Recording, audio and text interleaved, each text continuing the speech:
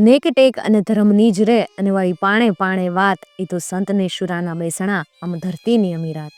આપણી આ ધરા અને એમાંય ખાસ કરીને કચ્છ, કાઠિયાવાડ અને સૌરાષ્ટ્રની ધરા માટે તો કહેવાય કે અહીં તો પાણે પાણે ઇતિહાસ છુપાઈને પડેલો છે. સૌરાષ્ટ્રના એક પ્રદેશનું નામ જે જ્ઞાતિના નામ ઉપરથી પાડવામાં આવેલું છે એવો કાઠિયાવાડ, અને આ જ્ઞાતિ એટલે કાઠીઓ, અને આ કાઠીઓ કે જેના માટે કવિ મેકરણ લીલા લખે, સદા સૂર્યપૂજક અને ઉજ્જવળ આધાર, કરો કિરત કાઠી તણી, જણે કીધો કાઠિયાવાડ. પડે પડકારને બૂંગિયા વાગતા, શૂર શણાયના કાને પડતા, ફાકડા કાઠીઓ માને ફેંકતા, લાડલી માંડવે આવે મરતા. કવિ મેકરણ કહે, કીર્તિકાઠમાં 4 યુગ રાખવા છંદ કીધા, તેદી અશ્વના સવાર થઈ, હાથ તલવાર લઈ, કાઠીઓએ કાઠિયાવાડ કીધો. એક એવી જ્ઞાતિ કે જેની અંદર લગભગ બધા જ ગુણો છે. વીરતા, શૌર્યતા, બલિદાન, ખાનદાની ખુમારી, ત્યાગ અને દાન, આવા તો કેટલાય ગુણો કે જેમણે આત્મસાત કરેલા. એવા જ એક કાઠીની વાત આજે આપણે સાંભળવાના છીએ. હેલો દોસ્તો, હું છું વૈશાલી, અને આજે આપણે જે વાત સાંભળવાના છીએ જેને પિંગળશીભાઈ ગઢવીએ શબ્દરૂપ આપેલ છે.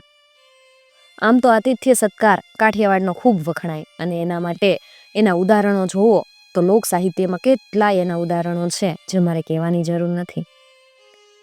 પિંગળશીભાઈ ગઢવી વાતની શરૂઆત કંઈક આવી રીતે કરે.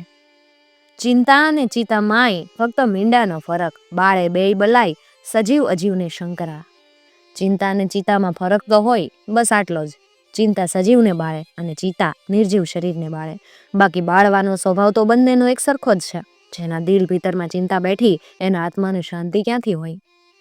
કાઠી રાજવીનો છેલ્લો નમૂનો ગણાતા જસદણ દરબાર આલા ખાચરના જીવનમાં હમણાં ચિંતાએ ઘર નાખ્યું.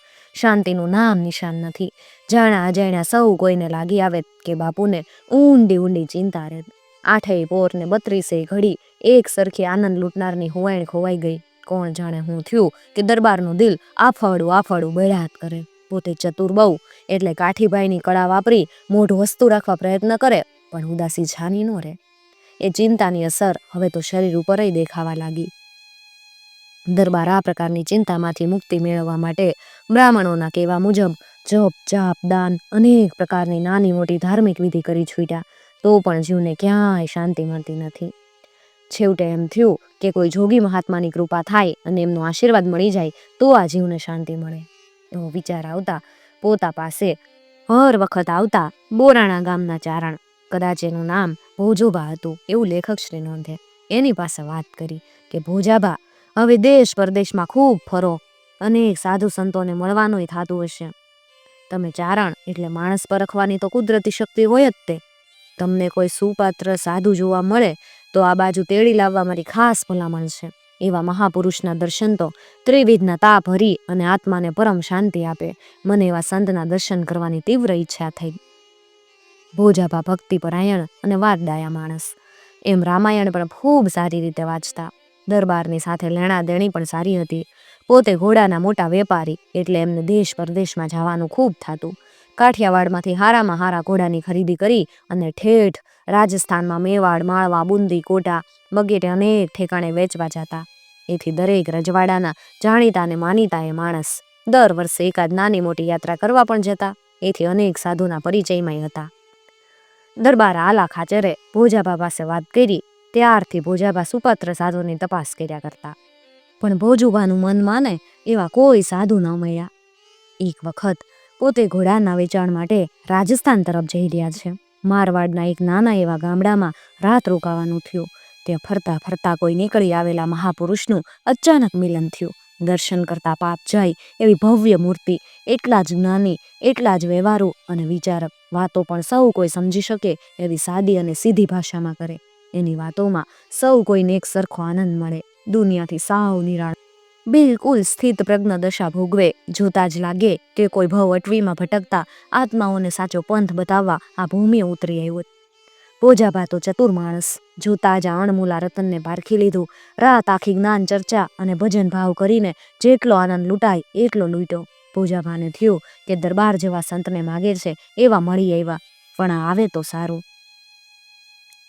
સવાર પડતા સૌને જુદું પડવાનું હતું એટલે સૌના બિસ્તર પોટલા બાંધવા લાગ્યા. એ વખતે ભોજાભાઈએ મહારાજને વિનંતી કરી, ગુરુ, આપ કાઠિયાવાડમાં પધારો, આપના જેવા પવિત્ર સંતની ચરણ રજથી અમારી ભૂમિ પાવન બને અને અનેક જીવાત્માનું કલ્યાણ થાય. વળી આપને દ્વારકા, સોમનાથ, ગિરનાર, પ્રભાસ પાટણ જેવા તીર્થસ્થાનોની યાત્રા પણ થાય. આપની કોઈ જાતની અગવડ નહીં પડે. ભોજાભાને આ મહાત્મામાં સંપૂર્ણ શ્રદ્ધા બેસી ગઈ છે એટલે કાઠિયાવાડમાં તેડી લાવવા માટે અનેક પ્રકારના પ્રલોભન આપી અને આગ્રહ કરી રહ્યા. મહાત્માએ તરત તો હા ન પાડી. ઈશ્વરનો હુકમ થશે તો ક્યારેક આવશું એમ જવાબ આપ્યો. પણ ભોજાભા તો વાડડાયા માણસ રહ્યા એટલે ફેરવીને મીઠી મીઠી વાતો કરી. છેવટ દ્વારકાની યાત્રા નિમિત્તે પર્યાણ કરાવ્યું અને મહાત્મા કાઠિયાવાડમાં આવવા માટે તૈયાર થયા. ભોજાભાઈએ પોતાના માણસોને ઘોડા વેચવાની ભર ભલામણ કરી અને રવાના કર્યા. પોતે પાછા વળ્યા. મહારાજને લઈને કાઠિયાવાડમાં આવ્યા. ભેળા હાલીને દ્વારકા, સુદામાપુરી, સોમનાથ, તુલસીશ્યામ, ગિરનાર ઘણી ખરી જાત્રા કરાવી. જ્યાં જ્યાં ગયા તે સંતોષ થયો. આમ 2 મહિના કાઠિયાવાડની રસાળ ભૂમિમાં ફેરવા ને પછી જસદણ આવ્યા. ભોજાભાઈએ દરબારને મળીને વાત કરી કે બાપુ, ઘણ ખરો મલક ફેર્યો, ઘણા સાધુને જોયા, પણ ક્યાંય મન માનતું નહોતું. આપના નસીબ જોગે આ મહાત્માનું મિલન થયું. મને સંપૂર્ણ વિશ્વાસ બેઠો છે એટલે આપની પાસે હું તેડી લાવ્યો. વાત સાંભળીને દરબાર તો રાજી થયા. ભોજાભાના કહેવા પ્રમાણે મહારાજની માટે ઉતારા, પાગરણ, રહેવાની, ભોજનની તમામ પ્રકારની સુંદર સગવડ કરી આપી. ગામના શ્રદ્ધાળુ માણસોને પણ કહેવરાવી દીધું કે સાંભળવા જેવા સાધુ આવ્યા છે. દરબાર અને ગામના લોકો સવાર સાંજ આવવા લાગ્યા. મહારાજની પાસે જુદા જુદા વિષય ઉપર ચર્ચા કરે. ક્યારેક ધાર્મિક, ક્યારેક વ્યવહારિક વાતો કરે. માણસ માતર બેઠા બેઠા સાંભળ્યા જ કરે. એમની વાત કરવાની શૈલી અને એટલી જ જીભમાં મીઠાશ.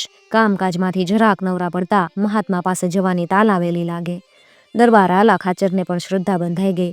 મહાત્માની વાતો સાંભળતા કોઈ નિષ્ણાંત વૈદ દર્દનું નિદાન કરીને એને અનુરૂપ દવા આપીને દર્દ મટાડી દે એમ દરબારની માનસિક ચિંતા ભૂલાવા લાગી.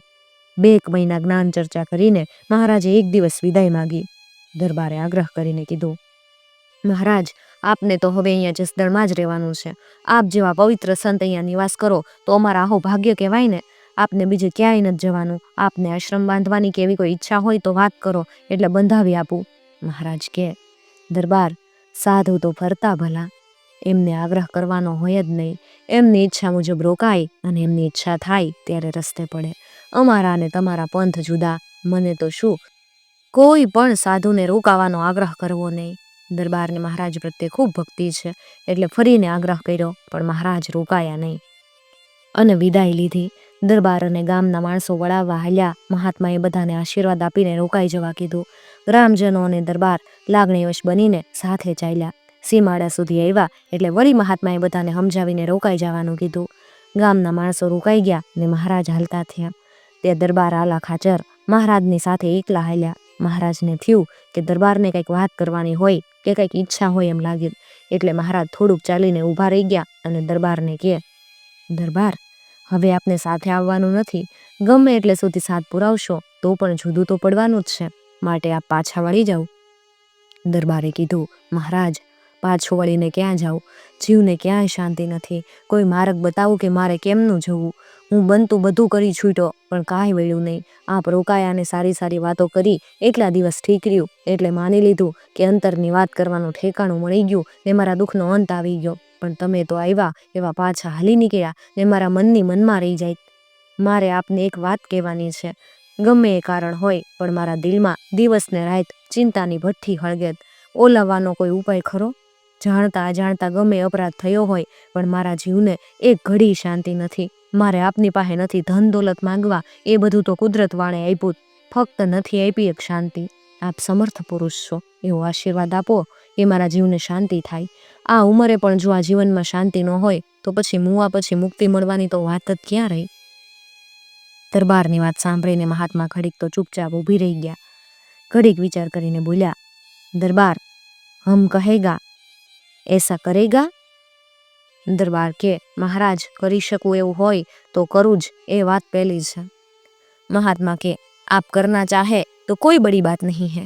દરબાર કે, ભલે મહારાજ, જો શાંતિ મળતી હોય ને તો આપ કહેશો ને એમ જરૂર કરીશ. મહાત્માએ દરબારને સાવ ટૂંકી વાતમાં સુંદર ઉપાય બતાવતા કીધું, दरबार, कोई ज्यादा काम करने की जरूरत नहीं है. फक्त इतना ही करना चाहिए कि भोजन की पंक्ति में कभी भेद नहीं रखना. जो खाना सो खिलाना, इतना करोगे तो आपको अवश्य शांति मिल जाएगी। મહાત્માએ દરબારને સાદી ને સીધી વાતમાં સંત કબીરની જેમ ઘટ ઘટમાં એક સ્વરૂપ બતાવ્યું. કબીર કુઆ એક હે પનિહારી અનેક, બર્તન તો ન્યારે ભયે પાની સબ મેં એક. દરબાર આલા ખાચરના ગઢમાં હંમેશા બે રસોડા ચાલતા, એક એમાં ખાસું અને એક સાદું. ખાસું રસોડું કે જ્યાં દરબાર, અમીર ઉમરાવ, રાજ્ય કુટુંબ વગેરે થઈને 50 માણસ જમતા અને 100 જેટલા માણસ સાદે રસોડે જમતા. મહાત્માએ આલા ખાચરને ઉપદેશ આપ્યો એ દિવસથી દરબારે જુદા રસોડાને બદલે બંને રસોડાને એક કરી નાખ્યા. 150 માણસ એક સાથે દરબારને હારે જમવા બેસી જાય. અમીર ઉમરાવથી ઘોડાયરના ઠાણિયાની એક સાથે થાળીમાં પીરસાય. જે વાનગી દરબારની થાળીમાં પીરસાય એ જ વાનગી દરેકની થાળીમાં પીરસાય. દરબાર પંગતની વચ્ચોવચ્ચ જમવા બેહે અને ચારે બાજુ નજર કરીને પૂછે, એ ભા પાપડ આવ્યો? એ ભા કાચળી આવી? ગોરસ આવ્યું? એમ પૂછીને આગ્રહ કરીને જમાડવા લાગ્યા. આ રિવાજ દાખલ કર્યો ત્યારથી દરબારનું મન એટલું બધું પ્રસન્ન રહે કે જાણે કોઈ અલૌકિક આનંદ માણતા હોય. જીવનમાં ચિંતાનું નામ નથી. દરબારની ઉંમર વૃદ્ધ થઈ, હરવા ફરવામાં તકલીફ પડવા લાગી. ત્યારે કુંવરોએ કીધું, બાપુ હવે આપને દાયરા સાથે બેહીને જમવામાં તકલીફ પડે, આપને પલંગ ઉપર બેહીને જમી લ્યો ને, અમે દાયરાની હારે બેહીને જમીએ. પણ દરબાર કુંવરોની વાત માનતા નહીં. છેવટે 2 માણસ બાવડા પકડીને પણ જમવા ટાણે પંગતમાં તેડી જતા. દરબાર આલા ખાચરે જીવનભર મહાત્માના આદેશનું પાલન કરી અને આત્માને પરમ શાંતિ મેળવી. મિત્રો, તમને જો આવી વાતો સાંભળવી ગમતી હોય તો ચેનલને જરૂરથી સબસ્ક્રાઈબ કરી અને સાથે આપેલું બેલ આઇકોન પ્રેસ કરજો, જેથી આવનાર નવા વિડીયોઝની નોટિફિકેશન સૌથી પહેલાં તમને મળી શકે. અને ખાસ વાત મિત્રો, અમારો ઉદ્દેશ ફક્ત ને ફક્ત આપણા વિસરાઈ જતા લોક સાહિત્યને વધુમાં વધુ લોકો સુધી પહોંચાડવાનો છે. કોઈ ધર્મ સંપ્રદાય કે જ્ઞાતિ જાતિને ઠેસ પહોંચાડવાનો કે એનો પ્રચાર પ્રસાર કરવાનો અમારો કોઈ ઈરાદો નથી.